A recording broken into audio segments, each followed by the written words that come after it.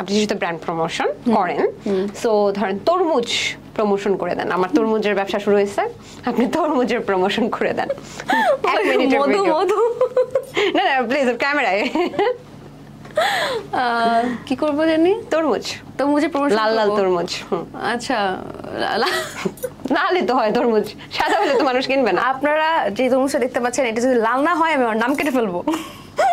আমি আপনার গ্যারান্টি দিচ্ছি এটা লাল হবে, এটা আপনারা নিয়ে যান, নিয়ে চেক করে দেখেন। এমনি হাসলে বিক্রি হবে আমার আচ্ছা, ব্যবসা লাল বাতি। এটাই এটাই এটাই সবাই যে ভাবে যে এত ইজি প্রমোশন করার ব্যাপারটা তা না।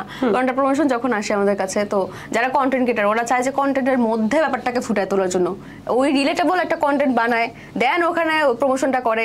সো এটা আসলে অনেক বড় ব্যাপার। আপনি হঠাৎ করে বললে আমি ইমিডিয়েটলি আপনাকে একটা কন্টেন্ট দিতে পারবো না, চেষ্টা করেন আমাকে এটা না পারবো না।